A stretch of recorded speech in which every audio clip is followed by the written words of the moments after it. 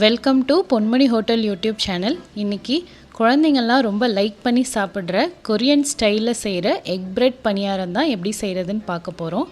ஒரு 5 இன்க்ரீடியன்ட்ஸ்லேயே இதை ரொம்ப எப்படி ஈஸியாக செய்கிறதுன்றத வீடியோ ஸ்கிப் பண்ணாமல் ஃபுல்லாக பாருங்கள். அதுக்கு ஃபஸ்ட்டு ஒரு பவுலில் கண்டென்ஸ்டு மில்க் நான் வீட்லேயே செஞ்ச கண்டென்ஸ்டு மில்க் எடுத்திருக்கேன். பால், பட்டர், அப்புறம் கொஞ்சம் சுகர் போட்டு நல்லா சுண்டை காய்ச்சி இந்த மாதிரி கண்டென்ஸ்ட் மில்க் எடுத்துகிட்டு வந்திருக்கேன். நீங்கள் வேணும்னா தனியாக கூட வாங்கி எடுத்துக்கலாம்.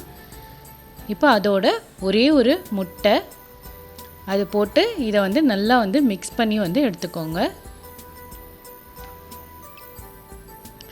அந்த கண்டென்ஸ்டு மில்க்கும் அந்த எக்கும் பார்த்திங்கன்னா நல்லா இந்த மாதிரி மிக்ஸ் ஆகி வரணும். இப்போ அதை மிக்ஸ் பண்ணி எடுத்தாச்சு. இதில் மைதா மாவு 1 கப் அதை போட்டு அதையும் நல்லா மிக்ஸ் பண்ணி எடுத்துக்கலாம். இது கொஞ்சம் தோசை பேட்டர் கன்சிஸ்டன்சிக்கு கொண்டு வரணும். அதுக்காக நம்ம கொஞ்சமாக தண்ணி ஊற்றி மிக்ஸ் பண்ண போகிறோம்.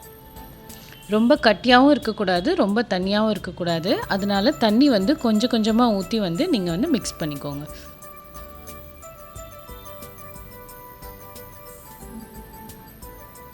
இப்போ இந்த மாவோட இந்த கண்டென்ஸ்டு மில்க்கு, அந்த முட்டை, இது எல்லாமே நல்லா சேர்ந்துருக்கணும். இது பார்த்திங்கன்னா கொஞ்சம் கூட திட்டு இல்லாமல் எப்படி நல்லா கலந்துருக்கு பாருங்கள். இப்போ இந்த மாதிரி நல்லா தண்ணியாக வந்தோடனே இதை எடுத்து வச்சிடலாம். இப்போ இன்னொரு கப்பில் ஒரு முட்டையை உடச்சி ஊற்றி இதில் கொஞ்சமாக இந்த முட்டைக்கு தேவையான உப்பு மட்டும் போட்டு நல்லா மிக்ஸ் பண்ணி எடுத்து வச்சுக்கோங்க.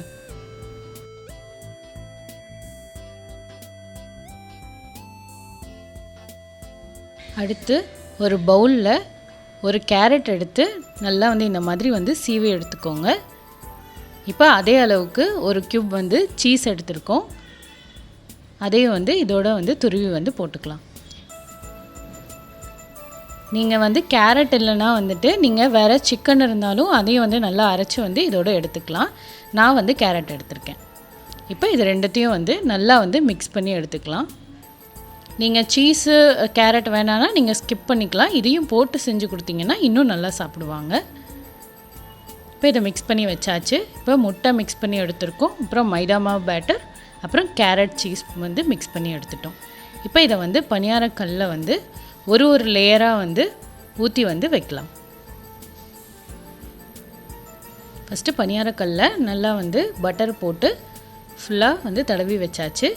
இப்போ அதில் நம்ம இந்த மைதா மாவு ஊற்றலாம். இப்போ மாவு நம்ம கொஞ்சம் கொஞ்சமாக ஊற்றிக்கலாம்.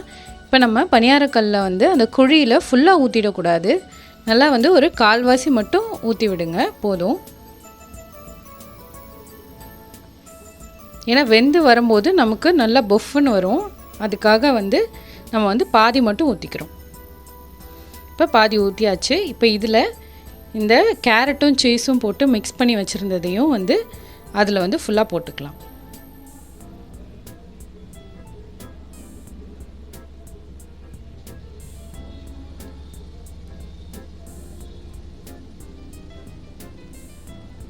இப்போ அதுவும் போட்டாச்சு.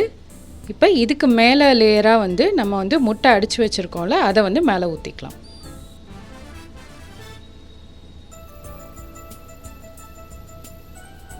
முட்டை நல்லா ஃபுல்லாக கவர் ஆகிற மாதிரி ஸ்ப்ரெட் பண்ணி ஊற்றிக்கோங்க. இந்த மாதிரி இருக்கிற எல்லா குழியிலையுமே ஊற்றிக்கலாம். இது நம்ம ஒன் சைடு தான் வேக வைக்க போகிறோம். நல்லா க்ளோஸ் பண்ணி வச்சு ஒன் சைடாக வேக வச்சாலே மேலே இருக்கிற முட்டை வரைக்கும் நல்லா வெந்துடும்.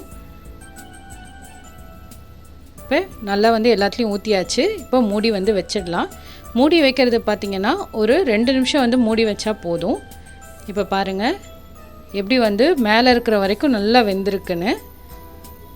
இப்போ எடுத்திங்கன்னா உள்ளே இருக்கிற சீஸும் நல்லா மெல்ட் ஆகிருக்கும்.